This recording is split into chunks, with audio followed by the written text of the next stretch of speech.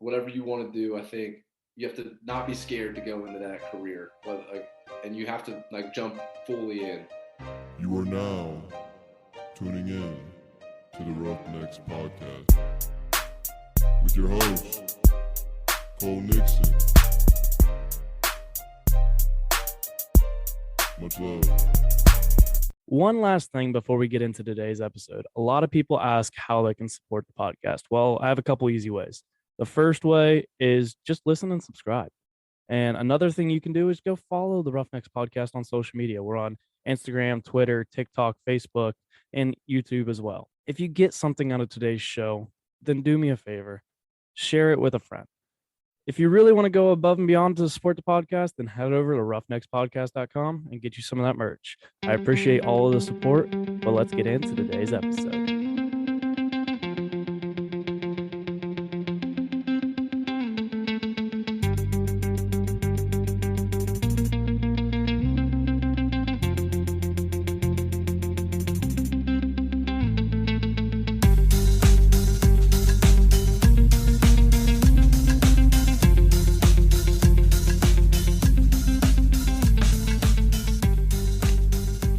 What's up, everybody? Welcome to another episode of the Roughnecks podcast. This is episode 89, which means that episode 90, I had to think about that for a second. I don't know why, but episode 90 is coming this Friday, which means it is Q&A Friday, number 4. We need questions for this episode to make it possible. So send over any questions that you have, and me and a guest will sit there and answer them. You'll get to hear them this Friday on Q&A Friday. But joining me today is somebody with the same exact name as me. We just got different last names, but we went to college together. Cole Antle, welcome to the Roughnecks podcast. Yeah, what's going on, guys? Yeah, I wish I was the Friday guy for the Q&A Friday. That sounds like a good time. I'll bring you on for a Q&A Friday if you want. I mean, I got plenty of them. Every 10 episodes, we do a Q&A Friday. I'm in. I'm sure some people have some questions about real estate.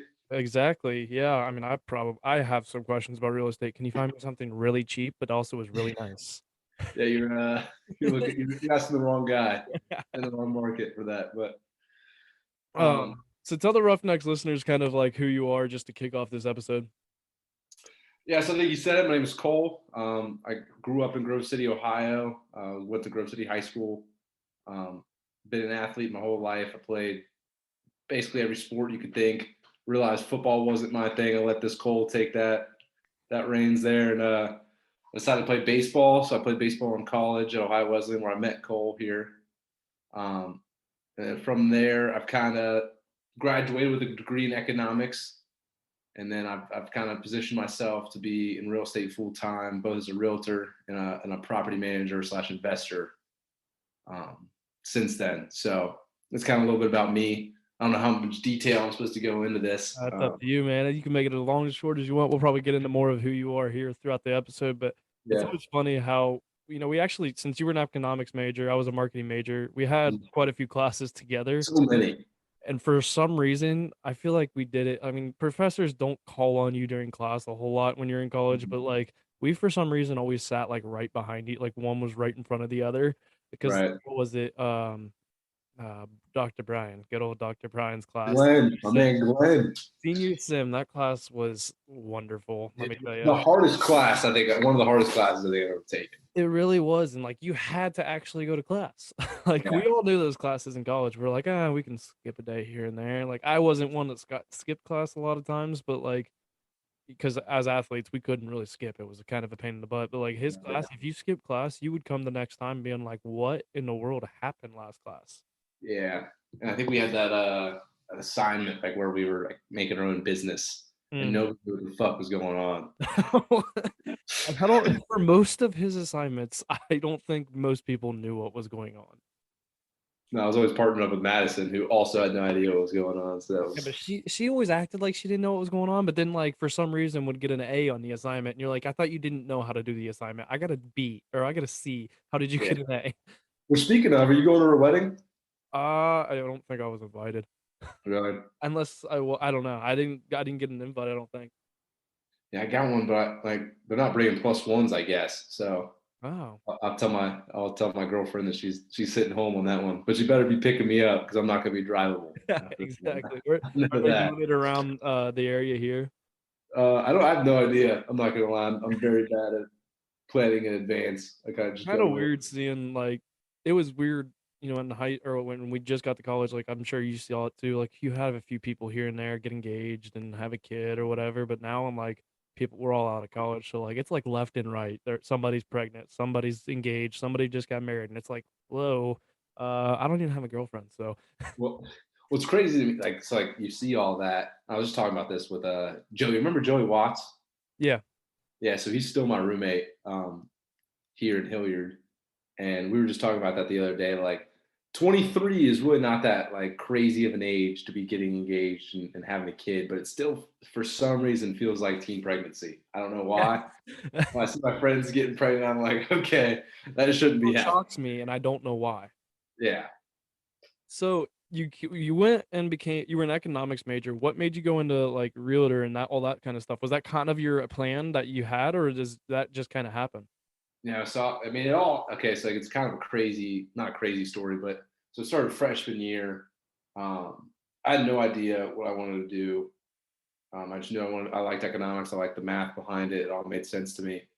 But I really didn't have like a vision for what I wanted to do. So freshman year, I went to Madisonville, Kentucky to play baseball. So you had to play summer ball somewhere. It was this really nice league. So I played there, stayed with the host family, had a great experience there. But this one guy on our team, his name is Bernie Sanchez. I don't know if anybody out there that might be listening might know who he is. That's Grove a City heck of guy. a name. Yeah, yeah. So he's a good guy. He was doing wholesaling, which is like a different form of real estate, which I now know. Like I personally wouldn't do it, but like back then, he was doing it, and he just started out. I think he made like 12 grand that summer. And so like to me, I was like, holy shit. 12 grand in the summer as a broke college kid. You're like, oh, Yeah, I hey, was this is like, interesting. yeah, I was working at a parking garage company job in college. I was like, dude, 12 grand, you could do that. And like, so I obviously started, I was asking him all summer about how it worked. And obviously that was at like a base level of real estate. And I think that's what a lot of people get into. They see that because they think like that's like the get rich quick. They see wholesaling and it's like this obviously opened up their eyes. So like that kind of got me into real estate. So I would do some research, and the more I got into like doing research and understanding actually what real estate is, I started to get more and more interested in the freedom that it could give you long term. Obviously, it's not a short term play like they make it out to be to get people hooked in. Um, and so I was super interested in it. Took a class. I guess I would kind of round out how I got to where I am. I took a class at Ohio Wesleyan. It was a real estate class. The worst class I think I've ever taken. Like That's it's funny how it works out. yeah. It's like so. Bar McLeod teached it. All You right, know? that makes 100% sense now. Anybody Yeah. listening that goes to Ohio Wesleyan, even if you were not even in the business like side of things, everybody knew Barb. Yeah. She wasn't it. So it was the first time they just opened up the class, and I switched my whole schedule around taking this class. Right. And so I get in there, I was super pumped to do it. And like it was the first time this class was offered. And she like the first day was like, I don't even know what I'm teaching because it's the first time I ever taught it. Like we're just gonna go with the flow. I didn't learn a thing. I couldn't tell you one thing I remembered from that class. It didn't make any sense. We all got A's because I think she just felt bad. But in our class, and his name's Andy Warnock, and like she was all pumped about him the whole time, and I was like he kept like pushing back, pushing back. I was like, I don't even know if this guy's ever going to speak. And so like he finally spoke to us on Zoom when like a whole COVID thing just hit. Mm-hmm. And he was speaking, and the things he was saying about real estate and what he did, it was exactly what I like always wanted to do, but and then some. Right. So like he has like 2,500 properties, does real estate development, does loan on the other side, like officiates loans, just all around in real estate. And like the things he was saying, like things he thought when he was in college, I was like, and so he gave the contact information, and then he, in the class, like what I'm saying now, like, hey, you've done everything and more for what I wanted to do. Is there any shot I could just get lunch with you? Any way? And he was like, him being the guy he is, he was like, yeah, for sure. So we got lunch, and then that we had a good lunch, good conversation. Nothing really too crazy. And then like 6 months later, I think it was the summer, and I reached back out to him just to kind of touch base again because I haven't talked to him in a while. And I was like, "You want to get lunch again?" And he was like, "Yeah, sure." And then one other time, I got lunch with him because we had to for one of Glenn's classes. It was no, it was I think it was the same senior sem. Yeah, It was didn't we have to do? We had to interview as like a higher up or a CEO or something. yeah. So I interviewed him with that, and then after that, like I talked to him a couple times, and then I was like, "Hey, like, do you have any room where you'd have like a free, like I'll do it for free. I just want to pick you run, like anything you need, like assistant wise, I'll do it." Right? And he was like, "Well, I'm actually starting this company here in Hilliard. Why don't you come on your winter break? Because we had that long, extended, weird winter break." Yeah, because Um, everything was weird with COVID. So like we didn't have spring break, right? yeah, but So we we had like didn't have a spring break, but we had a really long winter break, which it's like 2 months. yeah, it was insane. I think my parents were ready to kill me. They're like, "Please go back to school, get out of the house." Yeah, right. So I had a house in Delaware, so I was living there. So I didn't have to go all the way back home, fortunately. Yeah, I Um, didn't have that luxury. I lived in dorms all 4 years. I had to get out of there, dude. I couldn't do Uh, that. I Um, wanted out so bad.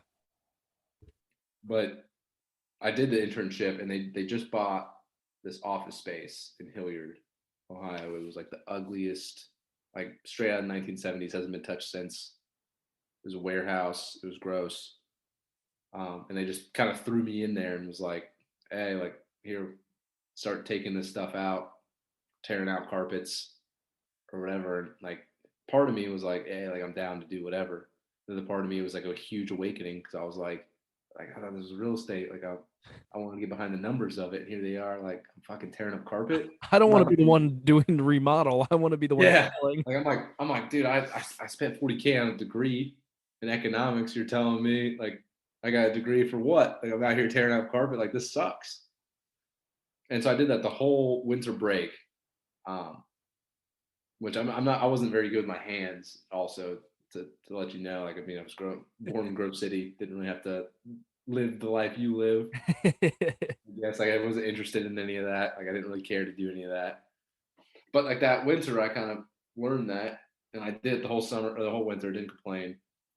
And then he was like, "Well, that was kind of just like really a test. Like we wanted to see if you would really do whatever it takes. Like here's a position for you when you get out of college." And I was like as the accounting guy and property manager, and I was like, "Holy shit!" Like, and don't get me wrong, like I've learned to kind of like grow, like love that kind of stuff. So it's like now that I'm still doing what I'm doing, I still have that degree in economics, and sometimes I'll be pulling weeds in the summer. And like just the other day, like we had one of our dumpsters was full in one of our apartment complexes, and like diapers were overflowing, and guess had to pick that shit up. But like there's cool rewards to it. So that's kind of I got into real estate with him, seeing the things he does, and now I get to be a part of some of them. Long story short, that's kind of how I got into real estate and how I am in it now. Yeah, you said a lot there that I kind of want to dive into. Like the first thing that you said is like, we come in freshman year and like I want any young listeners out there or somebody who's in their freshman or even sophomore year, really, or even really junior year, like we don't really know exactly what's next. We have an idea of maybe I what we think want even to when you do. graduate, man, Huh? I'd say even when you graduate, like most Oh of the yeah. time, you might not know what you're doing anyway. Heck, we're almost what, a year out and I still don't know what I'm doing. Like I have a job, I have a full-time job that I I love. think that's common. Yeah. It really Mhm. is. And like the thing is you're gonna constantly go through it to where like you don't know what's next. You don't know exactly. You may have an idea. I mean, there's very few people that you see that are like, I'm going to college for this, and it goes exactly how they planned it. They get out, they go get their dream job, and they're good. That's not the normal thing. Like it's really not. And it's Yeah. okay if anybody young listening, if you have no idea what you're even going to college for, it's all right to be undecided. I wish I would have been undecided, to be honest, because I would have got out some of those dumb general education classes up front instead of like, trying to I was apparently wanted to do computer science. That don't know why Oh, dude, I do that. I took one class in computer science. No, that's just the worst possible major you could have. Yeah, I took 3 and I got a C, a D, and another C. So I was like, well, this is definitely It was not for hard. me. But like another thing that you said, like you did what you had to do. You took that first step, which was, here's a possible connection that you came across. You reached out to them. You did what that's like showing that you're interested. That's showing, and like what I really like that you said too is you were like, you know what, do you have anything that I could do for free? Like that's right there, just showing you're willing to learn, you're willing to do what it takes, and that's sometimes, yeah, it sucks, but sometimes you have to start there, and it can help benefit you in the future. But it also like proves to them like I wanna do this, like, this is something that I wanna do. Mhm.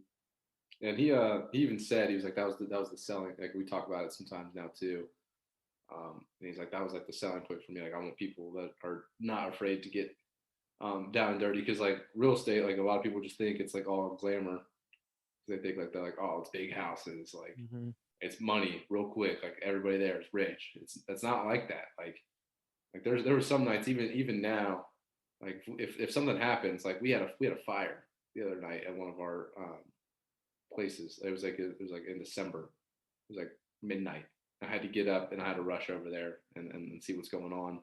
Sometimes I'll get calls at 4 in the morning because tenants are like their heaters broke or something's going on in their place, like their basement flooded. And like that's now on me at like 3 a.m. to figure out. I got to call our guys who do that. I got to go there and figure it out myself. Um, and that's just the things that people don't think about. Like every job, like, is gonna have something that sucks, and you just gotta be willing to do it because you're probably not gonna do it forever, but you gotta Yeah, do it at the beginning. If we're exactly. 23, So I wanted to ask you, you had to go in, tear out the carpet, do all that crap. Did you find that potentially useful for your future, or was that something that almost just kinda helped seal the deal with getting the job? oh, dude, 100%. I think like I enjoy it now. So like we had a unit that somebody left, and it's the one I currently live in now. And I was like he was like, hey, here you can live in this for like whatever my rent is. And he was like, what do you want to like? Do you want our maintenance guy to fix up? I was like, no, I'd like to kind of take a crack at it and fix. Like, I wanted to paint the walls. I wanted to change the outlets, like, because I feel like just in life that would help me. And two, if I want to be in real estate and continue doing investments, I should probably learn how to do. It'd be beneficial to know. It'd be beneficial to know that. So like, I redid this place, painted it, and I learned a lot from that. Like, so like the first day, so I tell people this sometimes. Like the first day, I was I was working and like we didn't have anything like accounting based. Like it was all just like straight. Like I'd be physical labor. Like I was crawling in insulation at our office building, like running wires to the attic. It sucked. It was like 105 degrees. But I didn't know how to put like I didn't know how just to show you how terrible I was with my hands. I didn't know how to put the drill bit in the drill and take it out. I wish I was fucking exaggerating, dude. But I We've all had that moment though. It doesn't matter if you are somebody who does it like every day now. We all had that moment when we first did it where we are like, "How in the fuck do you yeah, do this?" dude, I had a crazy good GPA and majored in economics, and I thought I was smart. You threw me in physical labor, I was like, I'm the dumbest dude out here. But now I got to the point like where through the physical labor I did the first 6 months, I was able to almost renovate a whole apartment building. Mhm. So like it's just crazy, especially like the little bit of not like how like a little bit of time I had, the amount of knowledge I gained just by doing that shitty physical labor that for the most part nobody wants to do. There's some people that love it.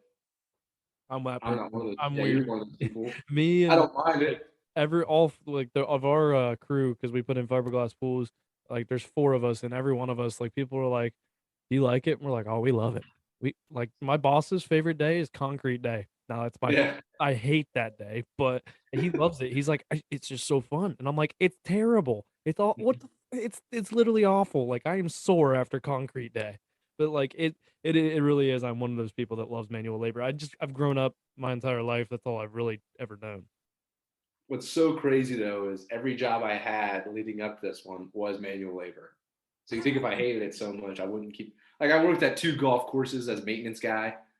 Like I don't know why, but I was like one of those guys that was raking sand bunkers, doing all the physical outdoor labor, and I hated it. I don't know why I kept doing it, but So you said that the guy you work for, he has 2,500 properties? throughout, yeah.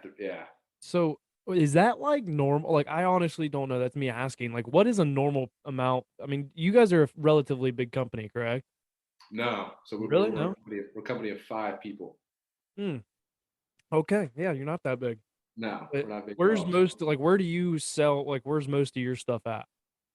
So most of our stuff now is in Hilliard, Okay, and we're kind of so the owner lives here. I live here now. His kids are gonna go to Hilliard schools, probably Bradley, I think. okay. Um, they love the area. They want to change the area, and like obviously I get to be a part of that. So our main job right now is like finding voids in Hilliard itself and fixing them real estate wise. They had no office space. We brought office space. They didn't have a field house or like anywhere to go play sports. We brought that there. We're currently trying to bring some other stuff there, but I'd say I don't know. I can't speak for him, but the company's holdings are all in Hilliard, like Mhm. commercial, residential. We have a large portfolio, I think, in Hilliard. Is it so I feel like that's also a reward of what you do now too, like, you guys talked about building the community, like, that's something that, it's beneficial, 1, for you commission-wise, but 2, like, also, like, you're seeing the company grow, you're seeing the community grow, and, like, just almost brings the community together, like, bringing a sports complex and stuff like that. Mhm. Like you'd be surprised, like the amount of people we have like that call us and be like, man, like we needed this bad. Like this is awesome. Like they come in like, wow, like, you guys did a great job. This is what Hilliard needed. Like that kind of gives you like the satisfaction, like, hey, what I'm doing actually matters to this community, and it kind of brings the community together. And it's awesome to go to events and people see like they ask you like what you guys are up to next because they're so interested in what you're doing. It makes you feel like you're putting something out there. That's why I love living here now Mhm. because like I'm like I feel like I'm changing a community a And I little feel bit. like that makes it feel less like a job.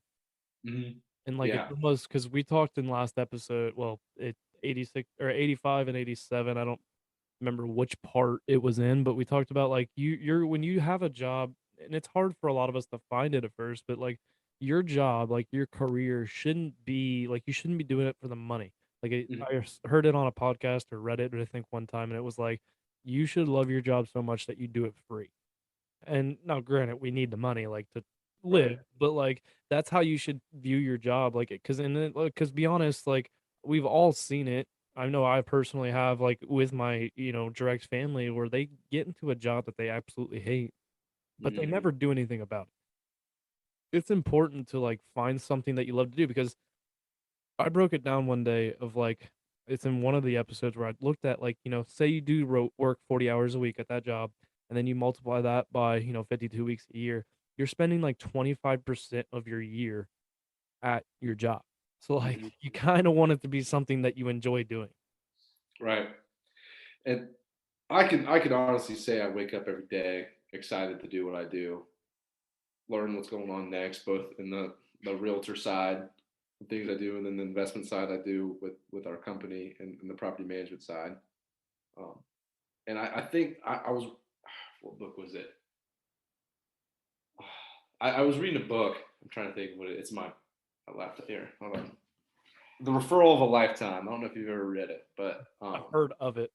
I have a yeah. lot of books that I need to read, but, like, I keep getting new books, especially through this podcast that people are like, "You read this? You read this?" I'm like, "No, but I've heard of all of these." But the problem is Yeah, I have too many other books that I need to finish before I start buying other books. right. Yeah, it's but in the book they said it was something along the lines like if you love what you do and you actually care about the relationships you're building over money, the money will come and you can get rich doing anything.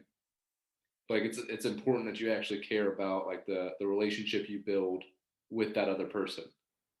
Like just speaking out of like my experience, like the home buying process is a very scary process for And some, especially. especially I feel like today's world, like people, Uh-huh. like the housing market, it's through the roof. Like it's good. It's a correct me if I'm wrong. It's a seller's market, not a buyer's market.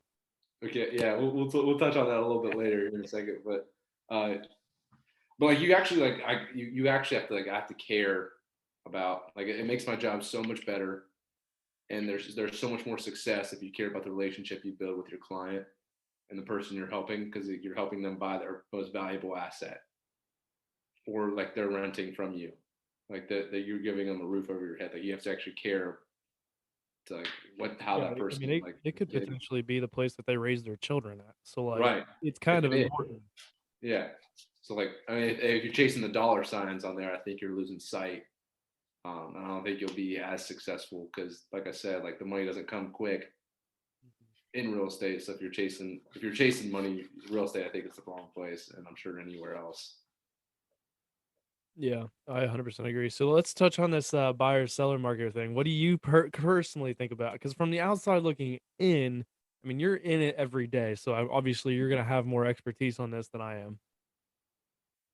Yeah, dude, it's actually crazy. So I have access to the Columbus MLS, right? So I can see any house on the market coming active, past, whatever. So it's like Zillow a little bit, but I get more information Hmm. on homes and like agent to agent, like what other agents, like the selling agent might say about the property that you can't disclose, that kind of stuff. But when I look on that site, on a non-buyer's non-seller market, it would be at 12,000 homes on any given time, single family residential homes, right? I looked the other day for one of my clients and it was, I think, 1,206. Mm. So if you're supposed to be at 12,000, there's Yeah. that 1,200. That's a big issue. And that's why you're seeing like there was this house that I was trying to get from one of my clients, and it sold at 15 offers in 2 days, and it sold for 60,000 over what they asked, all cash. Ooh. And that's almost like the Hilliard, Dublin, the close suburbs that surround Columbus. That's almost what you have to throw up Yeah. to get those places. Because you're I mean, you're dealing with kind of a more high dollar clientele. Yes and no. So I mean I did like a mix. I guess compared to like where I live over in Licking County in the Pataskala, Heath area, I mean, where it's all a bunch of farms and stuff, like Right. so where it's a little different. Yeah, so like on the selling side, like so I had a client just sold on his condo. I had that like that was the easiest transaction ever. Like I had it listed. It was up for one day. We had like a couple offers. It was everything the seller wanted. He got it, closed, quick, easy. It was the easiest transaction I've ever had. I have 8 patio homes that are going to be coming up here in Hilliard, and those will sell really quick. They get them getting built in June. They'll probably sell before that. So like it's just like you're on a big seller's market, and a lot of people like try to ask like, "Hey, when's it gonna pop?" Like it's gotta pop, right? It's a bubble. It's gotta pop. The issue is it's probably not. It's not. I don't know if I would consider it a bubble personally. I think it's more of a supply and demand type Yeah. thing, right? Like a bubble was 2008. There's that economics major coming out in you. Yeah, yeah. So there was an issue in 2008. There's not really an issue right now besides there's not enough homes and there's way too many buyers because rent's going up too. That's the issue. Because now everybody's like, well, if I'm paying $1,800 a month for Might as well rent, might go as well get a buy house. it. Yeah. That's making more buyers happen, and there's not enough on the market to supply those buyers, which is making those prices go up. So like I think next 3, 5, 7 years is probably gonna be a seller's market, but it's gonna like slowly decline and be. It's got to come back to an equilibrium eventually. It just it'll probably take that long. I don't think it'll pop, but like then again, there's a war, so maybe And that could. that's the thing. I think we've learned through COVID, we never know You what never the know. world's gonna change next. Because like at this point, ever since our what was that, our junior year, We've just gone from like we're what I don't know where we're going next. It's just kind of like whatever. All right, we'll figure it out on the fly. hmm And it's So tell me kind of like what is a typical day like for you? I mean like your hours are or do you have kind of like a standard hours and then like obviously you have the things outside your hours or do you kind of have like a free flow day? I'm kind of like a hybrid of both. So like obviously I do the property management things, and those take up a good chunk of my time. Um, so I try to get in. So if we're going like straight, like my day to day, I try every day to get up at 5 and go work out because I think that's the only time I can. Obviously, I Key word slack. there, I was gonna say the key word there is gotta be try because I try that every day as well. My alarm is Yeah. set every single day at 5 o'clock. Now, do I turn that off most days? Yes. Am I up by 6? Yeah. But Yeah. like So it's sometimes like it's like I'll get it's weird because I'll go through like a week where I'll get up every day. I'll do it, be perfect, and then I just get hit with a brick wall, and I'm not getting up at 5. yeah. 100% I'm the same way. Yeah, but like we try. Yeah. So That's what matters. We're at least taking that first step of there trying, we go. but we're just not making it past that first step. um, as soon as I get done, like let's just say it's a day I work out. I'll work out in the morning. I'll come back. I'll get something to eat, shower. I'll try to get in my office around 7:30, 8 o'clock. Um, it's right now, like I said, we just put up that field house. Like we literally put it up January 31st, right? And so my as soon as I get in, I make sure everything's cool with the field house. Nobody left it terribly in bad shape from the night before. I'll look at my emails. I'll see because obviously I've my personal email. I got my property management email. I got my realtor email. See How what many all I emails do you missed. get usually a day with like the property management and that type of stuff? I wake up with probably a good 30 emails from waking up, and then throughout the day, I'll probably hit like 100. Yeah. I would say. Um, no, so I'll go through my emails. I'll respond to anybody I need to respond to, and then I look out at this day, the next day, and the day after who I got to reach out to, who I got to touch base with, um, and see what like if I have a meeting with them if we're still good to go. I messed up. I didn't do that with us, but I just assumed we were good. Uh, but like anybody that like if they're going to use the field house, I'm gonna make sure they're still using it. Um, then after that, I probably go into the accounting. So like all of our apartment complexes have their own accounting. We have to run it through. Plus, our main business has its own accounting. So I catch up on the day before all the transactions that happen. I do all the accounting for that. Update everybody's ledger. Make sure everybody's paying on time. Um, and then after that, I kind of go into like I guess like how to make Westwood our company a little bit better. So like when I got there, they didn't have online lease signings, right? You had to print everything off. It was very, I guess, archaic.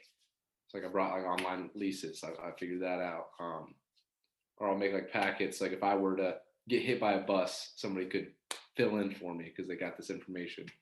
So I started thinking about things I can do, make it better. Or it's like making sales calls for the field house in general, just trying to get revenue in there because like we're having an issue with like the 8 a.m. to 4 p.m. time slot when people are in school. So like I'm trying to figure out ways around that. And then probably the rest of my day after that is dealing with like anything realtor related. And I usually get like I'll get random calls. Like I'll go in like today, I'll go in sweats and a sweatshirt and a hat, and I'll call it a day. But I get a call at like 11 a.m. and they're like, "Hey, I need you to show us a house tonight at 6," and I got to put on like what I'm wearing now. Yeah. I'll shower at the field house, and then I'll run over there. It's like I just got back. I went to Middlesburg. I don't know if you ever heard of that. I don't Or know where that's at. let me see here. It's like right by Urbana. I think I misspelled it. I've never even heard of it because I'm from. I know where I've heard of it, Urbana, but I don't know. Yeah, yeah. So it's by there. It's like literally like, hey, can we see this at 6? And I'm like, hey, you gotta be shitting me because it was like 50-minute drive, and like gas is like $5. Yeah. I filled up my car today and I've never spent more than $50 and it was $76, and I was like, oh, Oh, oh, that hurts. good So thing I I'm got a sure full it hurts for focus. you. Yeah, see, yeah, that's the nice part is you have a focus, so that helps save a little bit of gas. Right. And with the rest of my day, probably from about 5 to I'd say like 6, 7:30, somewhere around there. I do realtor stuff, trying to get my name out there a little bit. Any clients, I make sure like I search for their homes and see what like I kind of touch base with them, see what they're thinking. Or I'll work on some projects. Like I said, the 8 patio homes. We're working on a marketing plan to market those, and so I got to touch base with those people. And then about 7:30, I kind of like unwind a little bit or do a podcast, I guess. So And what's then keep going, sorry. like, I got something after this. I go to bed at like 9:45, 10 o'clock. Isn't it weird? After college, dude, I swear, like in college, I could stay up till 1 o'clock, 2 o'clock in the morning, wake up at 7, be fine. Now I'm like, Yeah, if I do not get 8 hours of sleep, no, I'm more of a 6 hour of sleep kind of guy, but if I don't get my a little bit of sleep, I'm like the next day I'm dragging ass because I'm like, God, like I'm like in bed this whole full time working thing. Like it's like 10 o'clock comes around and I'm like, all right, I'm ready for bed. yeah. I'll be in bed at like 10:30 on the Saturday. I'm like, dude, this is not me in college. And then, but the weird part is too is I'm waking up at 7 o'clock on Saturday. Like, Huh? this is my day to sleep in. Why am I up? Like, I don't mind because like this Saturday I woke up no alarm, nothing. Just woke up at like 6:15 and was like I tried to go back to sleep and it was one of those where I was like laying there, and then finally I was like, all right, might as well get up and start doing like get some stuff done.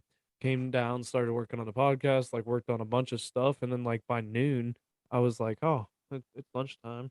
Went upstairs, but then I was like sitting there thinking, and I was like, I've got a lot done today. Like, Yeah. it feels good. You feel kind of good, and like waking up early. Yes, it is a pain in the ass. It is so hard to get in the routine of waking up early, but I think waking up like by early, I mean, if you wake up at like 7, 8 o'clock, even like and start like you don't lay there in bed for a half hour, 45 minutes and scroll through Instagram, which we all do, but you know, it Yeah. what do you do? But like if you actually get up early and like get some things accomplished, even I think the first 2 hours of your day are almost like the most important.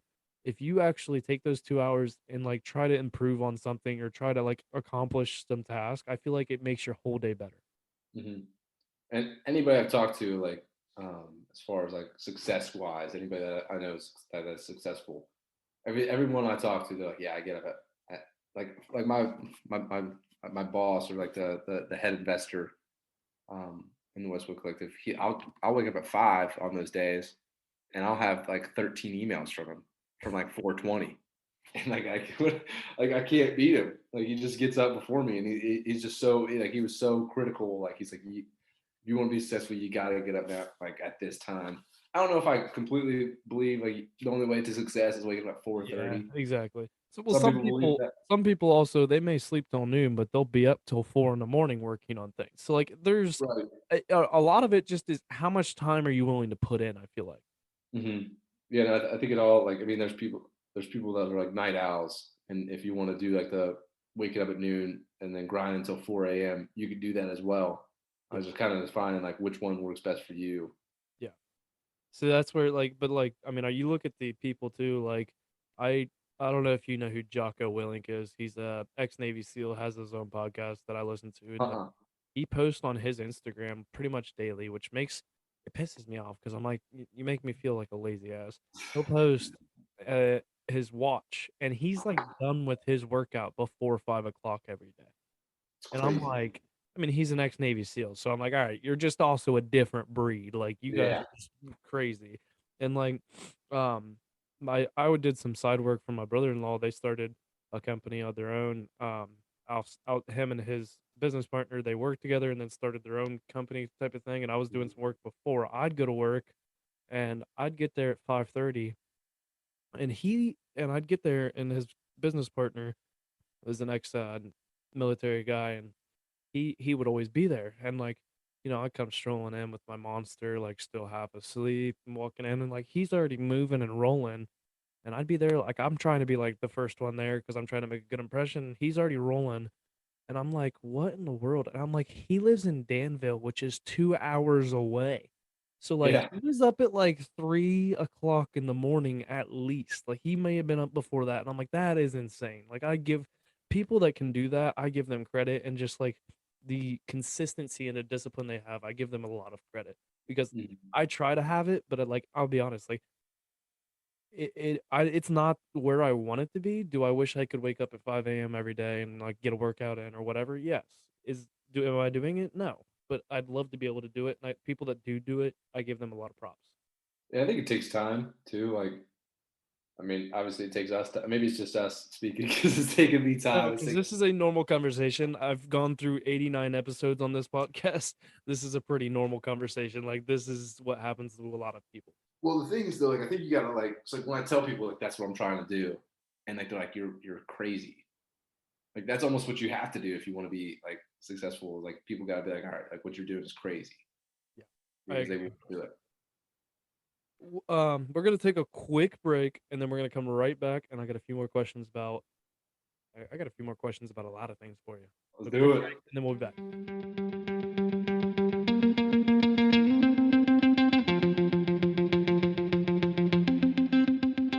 Today's episode is brought to you by roughneckspodcast.com. If you want to support the podcast, then head over to roughneckspodcast.com and grab you some of that Roughnecks merch. We have everything from t-shirts, long sleeves, sweatshirts, hats, and many more. Stay up to date on the website for new merch coming every couple months. You can place an order and it'll get sent directly to your door, and I don't even take any of the money from it. The money gets put right back into the podcast to continue to improve it for you. If you can't afford to buy some merch this time, then simply just subscribe to the newsletter and it'll keep you up to date on all the new things that are coming. I appreciate all of the support you guys give. It doesn't go unnoticed. Let's get back to today's episode.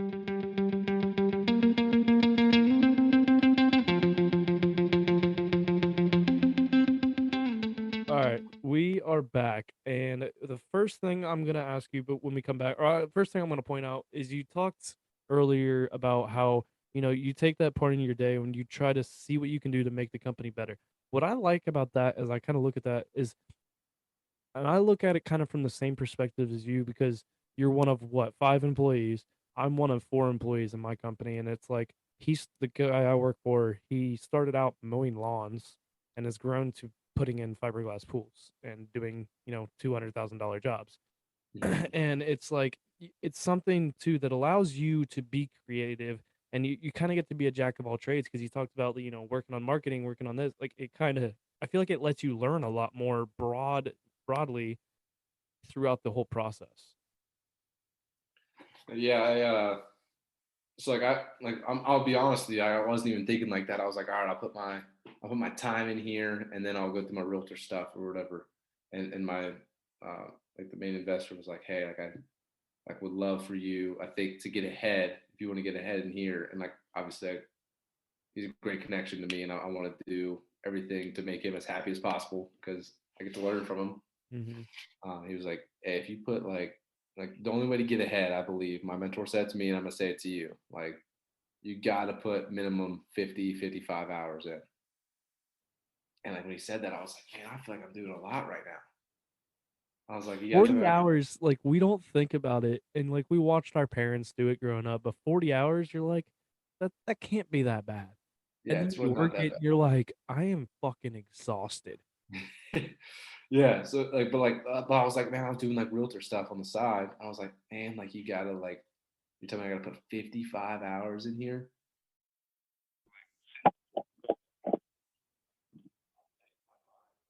Completely different realm than I thought I had. Like I'm constantly thinking, like it's probably a little bit unhealthy. Like I'll be working out, which supposed to be your time to de-stress, or I'll be with my girlfriend, and I'm trying to think like, man, like how do I get better? Like how do I make this company better in this aspect or this aspect? And you probably gotta be able to turn that off. But like since then, I've just had that thought in my mind the whole time, and I've gotten like I've hit that mark of 50, 55 hours since that conversation, and I have not had a single day that hasn't been more productive than I had when I was not thinking like that. Even if I put in only 40 hours, I'm at the most productive I've ever been. Well, I feel like it kind of changed your mindset of like your thinking, like, and it also I feel like it gave you more value in a way. Like, all right, he wants me to put in this time. That shows that like he actually values me as an employee. So it almost makes it's almost like a challenge in a way. And as an athlete, I think we both know like anytime somebody challenges us, we're like, all right, let's go. Right. I miss sports. That's what that's what I was gonna move into next because you spent some time playing a little bit of baseball. Was that did you always grow up playing baseball? Was that your thing growing up? No, I played everything Oh, but baseball. really? Yeah, so I played baseball when I was really little. We sucked. We were terrible. We lost every game. And the player to me was like, dude, I'm so tired of losing. I don't want to play this anymore. So I quit playing baseball because I was not interested in it, and I was like, I was a big football guy. I became a wrestler. So I wrestled all the way till high school, um, and so I played football and wrestling, and I was a track guy. Those are the three sports I played. And then freshman year of high school came around, and I was like, man, like I had Osgood Schlatter, so I couldn't really run that fast. Oh, dude, I got that too. It's awful. So I was like, man, football is not it anymore for me. I'm out. And so I wrestled freshman year. And I was like, I don't really like this that much either. So I tried out for the baseball team, and I really, really fell in love with the game. My brother played baseball, which got me interested in it. So he's now a pitcher with the Phillies. I don't know, Oh, I guess the Phillies really? organization. Yeah, so he's in the Phillies organization. I think he's like I think he's single A Okay. this year. I don't think he knows specifically yet. But like I was like, man, I really want to play baseball. And so I played baseball. Obviously, I was way behind Hmm. on the curve because everybody's playing their whole life. I didn't. Yeah, most people who have like who want to go play high school, like even in high school, they've been playing since they were little and probably played a lot of summer ball and all that. Right. It's like I played a little bit in eighth grade, but nothing like crazy. Yeah. And then so like yeah, freshman year, I kind of just was like, man, I'm all in on this. So I quit all my other sports, which I don't think I don't know if like I would suggest. Not in high school. No, Yeah. no, no. Like I like anybody that thinks that they should specialize or they should specialize as their kid. I think they should play as many sports as they could for as long as they could. But I just fell in love with baseball. I was like, this is what I want to do. I'm way behind. I got to train year round. Hmm. And so it kind of gave me like I guess like a work ethic that I didn't have before then because I was just so far behind. You kind of had to embrace like the grind of everything because I had a lot of catching up to do. Um, and then so since then, after that, I fell in love with the process, fell in love with baseball itself. I was like, I got to play this in college. And so I guess I kind of was like, I'm not sure where I want to go. I had a couple places I could have went, but I was like, Ohio Wesleyan just hit different for me. It's weird, and I feel like every student or athlete you have it where you just kind of know, like when you're on campus and like when you're like, because like Ohio Wesleyan's not for everybody. I'll be honest. Like, Mm-hmm. and like Well, so many people leave. yeah, like because I don't think, and a lot of those people that leave, I think, are from a football standpoint at least. I mean, obviously, we had a lot of out of state kids. We had probably had just as many out of state kids as we did in state kids. And Mm-hmm. I feel like a lot of those kids, some of them didn't even come on visits. I feel like it is a very. Did you go on a visit to Ohio Wesleyan?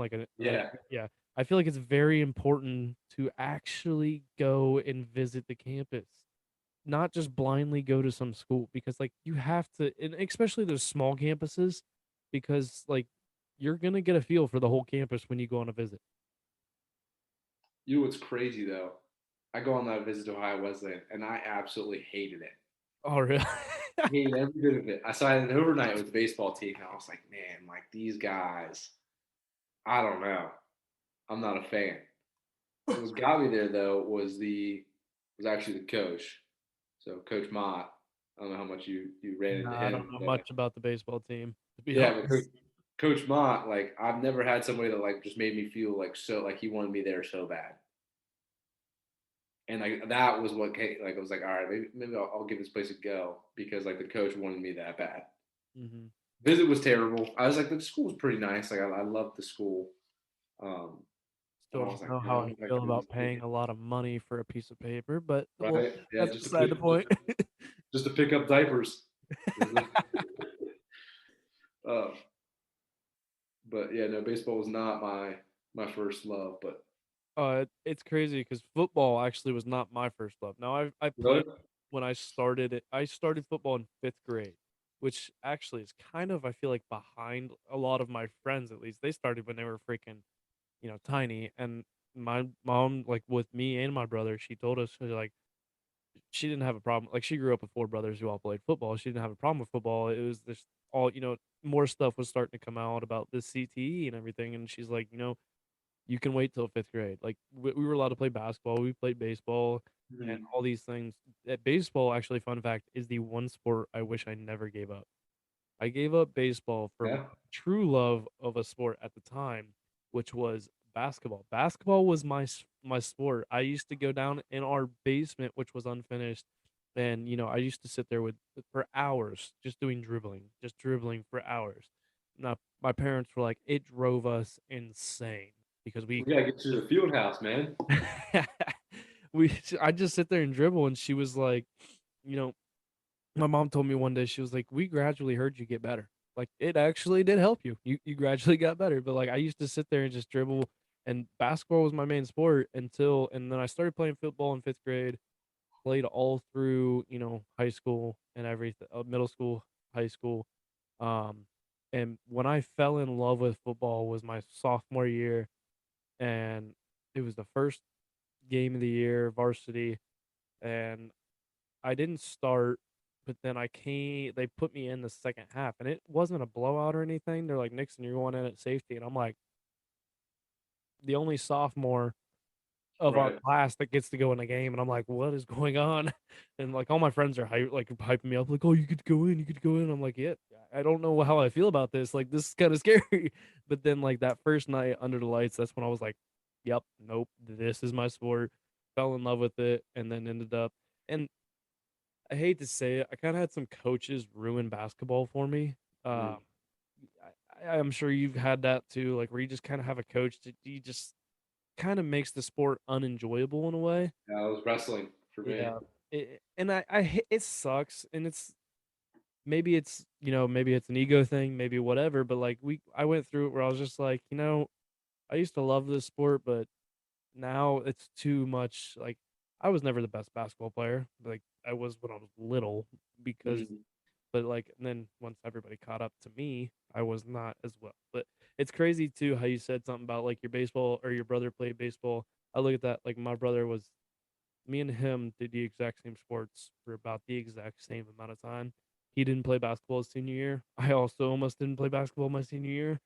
It's weird how everything, like, your older sibling, as an older like I'm the youngest of four, and I look at my older siblings and like you don't realize how much you kind of look up to them till later in life. Oh no, I was about to say, I was gonna ask if you were a younger sibling because I'm the younger one, obviously, and like growing up, I hated that dude. Yeah. Oh yeah. Like he was the worst. Like he had such a punchable face, but I never would because I would get absolutely smoked in a fight. But then when you get like later on in your life, you're like, man, like I want this dude to think everything I'm doing is so cool. Yeah. Exactly. They do have a big impact on you. And I'm not going to tell him that, so I'm hoping he doesn't listen. But And one of the biggest things for me, like I remember like playing my brother in basketball and stuff. Like there was a half court right down at our neighbor's house. We'd go play on it. I never won. Never won. never, But like I look back and I'm like, it used to piss me off so much. I'm like, he doesn't even like he doesn't take it easy on me. But I'm like, that right there helped me so much. One, it teaches you kind of how to lose. And two, mm, like it just makes you better because you learn a lot more. Because like my I brother, was the worst loser, 100%. oh, I I can't tell you how many times the basketball I went to throw at him, but it ended up down in a creek. So then I had to go get it. So it kind of sucked. But Yeah, because like you throw it at him, or like you throw it, like you'd grab it and then you chuck it, and they're like, "Go get that," and like you're like, "All right, I could get it, yes, otherwise I'll get hit." And I didn't want to get hit. I wasn't a fighter. I never forget the one time my brother accidentally gave me a black eye. The one time, like we weren't like fighting, Like we were just messing around, and we always used to wrestle and just mess around in the living room. And he got up, and I stuck my foot out and tripped him. Well, it was my own fault. I tripped him to where like he legit tripped, and his elbow came right down across my eye, like straight across my face into my eye, and like I'm freaking 8 years old or whatever. I don't remember how old I was. I was in elementary school, and I'm like crying. And he's like trying to hide me, like take me to the bathroom and hide me. Those are always their I'm go-to. crying, and then like my mom's like about ready to beat my brother's ass because like I'm crying. I have a black eye, and he was like, and I was like, no, mom, like he really didn't mean to do it. She was like, oh, that's kind of weird. Like I wasn't expecting this transaction. Yeah, no, like, and I kind of was at a fault too. Like, obviously, I instigated a lot, but I was also really dumb. Like the things he would say, like he would talk me into some stupid things. Like we had, we had a punching bag downstairs, right? I think every kid was like, "Oh, I want to be a fighter at some point in their life." Yes, And so I'm we so only glad had, I wasn't. yeah, we had one pair of UFC fight gloves. That was it. And somehow this dude always conned me into getting. I'm obviously the smaller one of the two because like I was like 2 years younger, so like he was hitting puberty. I wasn't yet. He always convinced me that it would make sense if I had the left-handed glove and he had the right-handed glove. And I always fell for it, and I got my ass kicked every time. Isn't it funny how we fall for it? Like we always in that. See, I have 8 nieces and nephews now, and I'll tell Yeah, them things, and they'll fall for it. I'm like, yeah. I yeah, don't know. Like looking back, I'm like, why would I ever think that the bigger dude should get the dominant glove? That doesn't make any sense. zero sense. So I got a quick question. I ask all of my guests this question. Yeah. I love the answers to it a lot of times, but if you could go back in time and tell your 16-year-old self one thing, what would it be? One thing, man. Don't worry, Man. this is usually everybody's response at first because they sit there and they're like, "Ooh, Yeah, I'm trying to think of what I would like. Don't be such a dick, I guess. When I was 16, I was the worst, man. I I wish don't I know. could tell my 21-year-old self that as well." And Yeah. doing It's like I don't know. I think I had a huge issue when I was little. Um, I guess like when I was like 16, like those years. Like I had such an issue with like I guess like the whole like the shredding thing. Like I didn't want anybody to shred me kind of thing. I thought like if people were shredding me and like they don't like me, Mhm. I was very like I don't know. I wasn't very good at at jokes. I was good at throwing them, but I don't know if I was really good at throwing them because I probably took them to a personal level that shouldn't have been taken to. Like we all know that guy. Everybody hates that Yeah. guy. I mean, we all I feel like we all have gone through it. Like and there's like we learn to as we get older, like there's a point where it also goes too far. But like Yeah. we I've been around a lot of people who, you know the people sometimes you can't joke around because like you'll like I'll be honest, working on a job site, because we were talking about hiring another guy possibly, and we were like, well, we can't hire somebody who's sensitive. In retrospect, that's the real reality of it. Right. Because like we crack jokes at each other. A lot of them, anybody who's blue collar knows. Like you go around a lot of job sites or whatever, there's jokes being made, there's f bombs being dropped. It's all over the place. But like you learn kind of real quick, like you know when someone's mad, but then you also know like they're just messing around. But then you also learn people like, all right, I took it too far. And Right. it is also hard, like, because I remember when I didn't like jokes being made about me when I was in high school. I hated when people like said crap because then I feel like we are also in high school. We're going through that stage where we're like, You're super we're insecure. yeah, we're insecure and we're worried about who likes us, who doesn't like us, how many Right. followers we have, all this kind of stuff. That doesn't matter now, dude. Like you learn like one, you learn like the way I wish I treated people back then was so much different. Like I thought it'd be funny to like because everybody was like shredding everybody. I thought I had to shred everybody. I Mhm. wish I treated people a little bit better because like the relationships you make and the way you treat people back then does have an effect now on like like me being a realtor, right? If I Mhm. was a dick to somebody in high school, they're probably not gonna call me. and then looking for a house. And like there's just stuff like you don't think about then that you think about now, and you're just like, man, like that, and like you could have gained a friend. Like who knows? Like I don't have like that many close friends from high school anymore. Right? Like all mine are from college. Like what if I wasn't such an asshole? Mhm. Maybe I might have like one or two guys that like I could call daily and we Yeah. could get grab a beer or something. So I feel you on both on that, but I also want to bring up a point. I feel like a lot of us separated high school because I like, we had a group of 5 when I was in high school that like every Friday night after football games, we'd go to my house, Hmm. do stupid stuff, but we'd all hang out. And then like, we were a really tight knit group. I talked to one of them. I don't talk to any of them daily. I talk to two of them pretty consistently. The other two, one of them I talk to like, every month or two. The other one, Hmm. man, me and him haven't talked for freaking since high school. It feels like we just kind of like everybody starts to go their separate ways. But like I feel you on that because like I look at a lot of the people that I was addicted to because I've had people that I'm like, geez, they would be perfect for this podcast. But I Right. don't even wanna ask them because I know how Yeah. I treated them. Like, I Yeah. know and I'm like, they're like, I don't also wanna put myself in a situation on a live podcast where I'm like, "Oh, crap." Like, hey, remember when I was a douche? Because I do. Yeah. It is weird, but that is a very good thing, like, to a lot of people who listen, like, even I feel like we could tell ourselves that now, like, "Don't be a dick." Mm. We also learned, like you said, it doesn't matter now. Like, we don't care about, like, making fun of everybody else or who likes us, who doesn't like us, or how many followers we have. It's just more about, like I feel like as we get older, we start to look at, like, we wish more people success. Like, that's what we wanna see people succeed. We don't wanna bring people down. Yeah, but you know what's crazy about that? Like, kind of a weird segue into that. So, like, what I notice, and I go like on like Instagram, right? So, like, if you were to post something, I think it's kind of like messed up and a little sad. So, like, if you were to post something about Roughnecks, you're Mhm. probably not getting as much like likes and shares as you would if posting a personal picture. Yep. You know what I mean? Same thing. Like when I post anything realtor related, I'm getting like nothing. Nobody cares. Like they're like, get this guy out of my face. And it's like kind of weird. Like we want to see those people succeed, but like we don't give them the love. Yeah. Or like It's weird. it's super bizarre. It it is, and it's almost like because I posted my last post on my personal Instagram is because I don't use it as much as I used to, but it was a post about the website that the roughnecks.com dropping, and I think it got like I don't know, maybe 10 likes.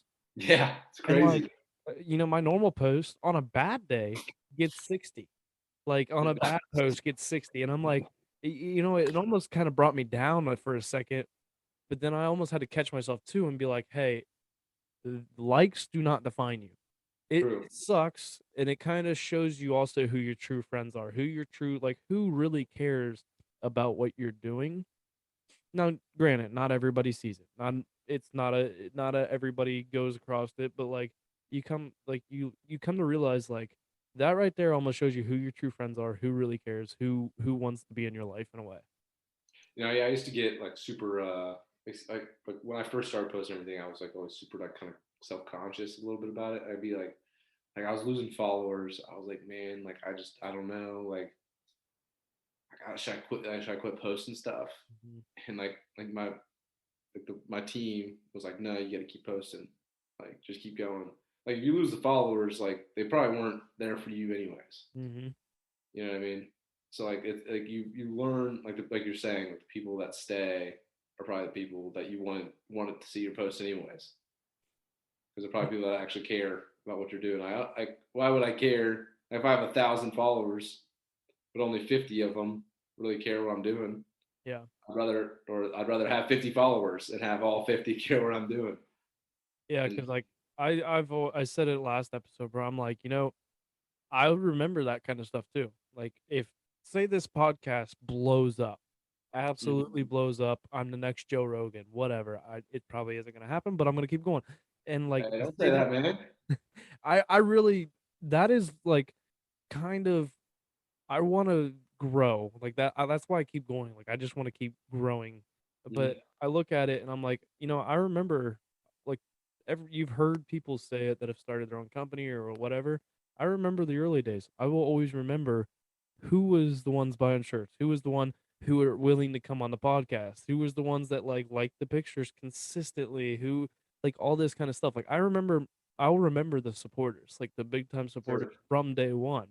Like, cause those are the people that like, and then you're gonna have the people that come up to you like, man, I've been following you for a long time, and it's like, That's what's have you up. though? Like, cause I can't track who actually listens to the podcast, but like Right. I can see if you follow me. I can see if you like stuff. I can see who buys merch. Not that I'm saying anybody needs to buy merch. It just helps out the podcast if you want to buy merch. And you know, it's crazy. Like they see like a little bit of success, and this is what also like sucks. Like I've had people do this already to me too. Like, they're like, "Hey man," like I get a text out of nowhere from somebody I thought I'd never talk to again. They're like, "Hey man, like I'm seeing what you're doing. Like this is awesome. This is so great. Love what you're doing." Also, and then they try to like get something from you. Yep. And I'm like, dude, like, Last episode, I said, you know what? If this podcast becomes famous, I had a friend one time that was like, "Hey, don't forget me," and I'm like, I'm never gonna forget. Like, I'm never gonna forget like the people like that helped me from day one. And I was like, no, don't ask me for a bunch of money. yeah, right. Like, No, I've had nobody ask me for like money, but like they've seen my connections that I now have, and they're trying to like they they want. expect you to help them right off the bat.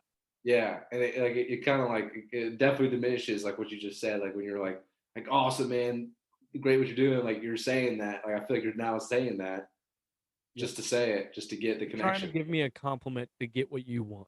Right? Yeah. Just give me a compliment, man. I'll give you one back. Like You it's all love. gotta at least be smart about it. Give a few compliments. Give it some time. Right, that's what I'm Later saying. in later Get a down the few week. texts in. Yeah. Or Get my later. guard down. Hey, I'm a salesperson. I'll get it. Like you. And even if I know he's selling me, I love the hustle. I'll give him the contact anyways. Exactly. But I think this moves us into the best segment of the podcast, which is Motivation Monday.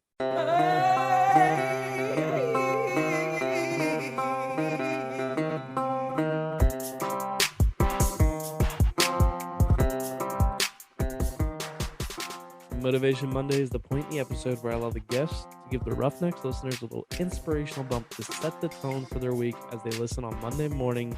So, what do you got for Motivation Monday?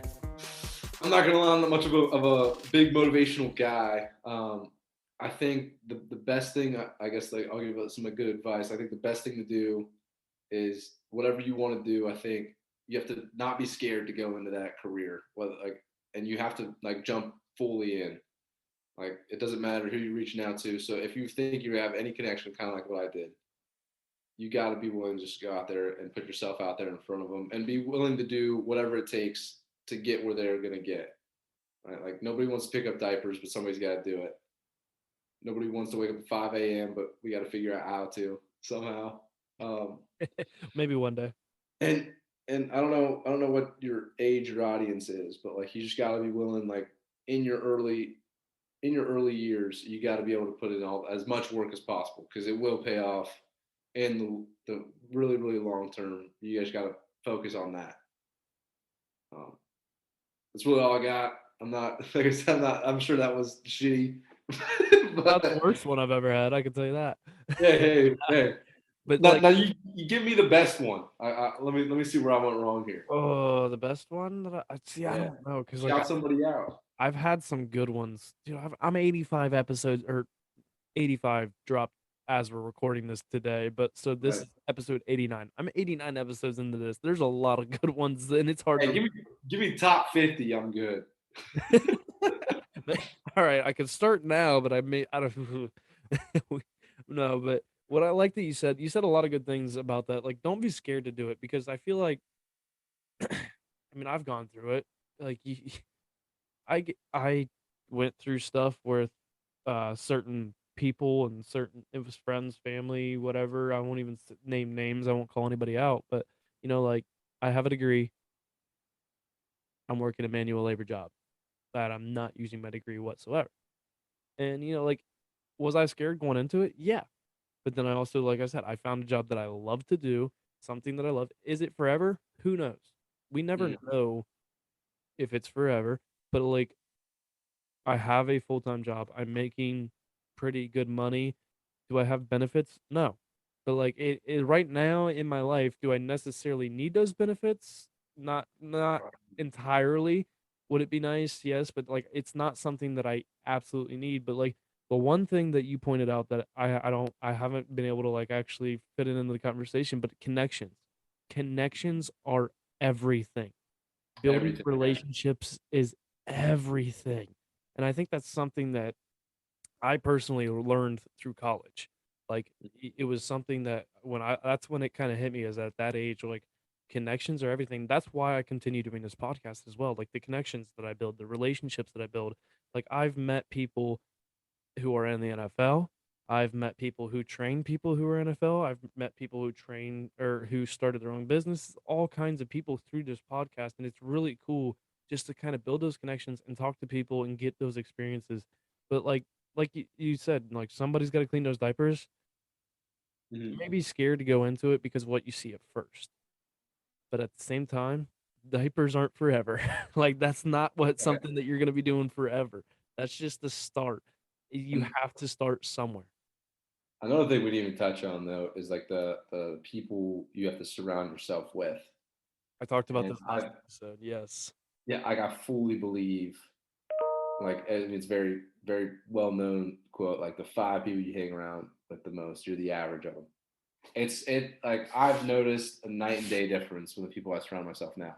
And when I talk to people, I promise you, the first thing I'll ask like a stranger, like if I'm talking to them, I'll ask them what they do. After they tell me what they do, I'm asking like if you could have any job in the whole world, what would you do? And if it's not the same job they're doing now, or they're not working to get to there, I don't know if I want to be around them. Well, then let me ask you that question. If you could have one job in the entire world, what would it be? I absolutely love what I do, and it's definitely number one for me.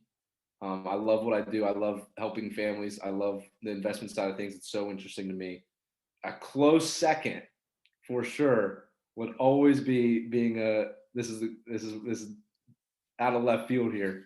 I'd love to be a like one of those broadcasters for a college football game, like Joel Klatt or Gus Johnson. Dude, Yes. I would love that job, The and more I that do would be. podcasting, the more I'm like, I feel like I should try and do this. But like you have to like you potentially have that chance. Like you got to be in football. Like you have to play football. Mhm. Like that's the only way you're getting that. And like if I like I'm telling you, if I never found out that I like real estate, like, I'm probably trying that at some point. It- But I I really think love what what I do. happens, what I get, that we look at the announcers, they have a passion for Mhm. that sport. There's a reason they want to do it. It like I feel like they love what they do. It's not about the money. Now, granted, they try to get their money, but Yeah, they make good money if yes, you get to that high. like But Kirk Herbstreit's making a lot of money. Joe Klatt's making a lot of money. Like they're all making good money, but like they don't do it. Like that's not why I think they got into it. I think they all got into it because they just love the sport that Mhm. they're in. I forget what I was gonna say. I had something else to go off that. Oh yeah, and going off like you said, the five, your five closest friends, you can like show who you are. Another thing, like I talked about on the last episode, is try to surround yourself with people who are smarter than you, Mhm. because people that are smarter than you may feel like the dumbest one in the room, but guess what? You're the one who's learning the most in that room because True. you were surrounded by more people that are like you have more people around you who know more than you, and it sometimes sucks, but it's also okay to be that dumb person in the room. And you'll never know, like you'll never like off like the first day or the second day. Like you'll never realize how much knowledge you're gaining until like you look out a year later and like the conversations you're having now, or like with people that like don't like weren't in those same conversations that you were in the beginning. You can now talk to them. Like the confidence in real estate I have now compared to what I had a year ago when I didn't know how to put a drill bit in a drill. Like it's insane. And I the whole way I didn't like you don't realize that you're getting that knowledge until you look back. You're like, holy shit! I actually just talked about some shit that sounded real. I actually sounded like I knew what I was talking about. Yeah, yeah. But then, like to some other people, like you said, like you keep surrounding yourself with smart people. You're gonna go back to that room, and they're gonna make you look dumb again. Yeah, and that's okay. but Yeah, guess 100%. they're still learning. But I think with that, that's a wrap on episode 89. I can't remember. It was 89. 89, man. I'm pretty I got sure my it's phone. 89. Yeah, 89, because 90 is this Friday. Episode 89 of the Roughnecks podcast. Thank you, Cole, for coming. It's always weird to say your own name to somebody else. I appreciate you having me on, man. I was shocked that you asked me to be on here, but I'm pumped that you did. I had to bring somebody on that had the same name as you, or same name. It's the same thing, same name as me, same name as you. But I'm glad it was you that I could do it with. Yeah, I was Where hoping can it was people deeper than that. follow you on social media or keep up with your realtor stuff if they want to? Yeah, man. So you're gonna go to, I think it's Cole Antle 23 is my Instagram. I gotta change that, dude. Okay, Cole Antle 11 is my Instagram, and then my Facebook's just Cole Antle. You'll see a guy in a suit, looks like a douche. It says realtor, real easy to spot out. But yeah, Yeah, but I if post stuff anybody's in about. the Hilliard area that is listening and you need somewhere to live, I got a guy that you can hit up. So definitely hit up him. But other than that, we got the spring merch drop that happened. So be sure to go get you some of that spring merch. We got plenty of new items out there. Super pumped about this drop. It hasn't happened yet as we're recording, but it's happening Wednesday. So, but thank you for tuning in to this week's episode of the Roughnecks podcast. That's episode 89. And you guys know the deal. Life is hard. It's going to knock you down just like a bull does to a bull rider. Don't let the bull of life walk all over you. Get up, grab the bull by the horns, and take control of your life. Roughnecks, out.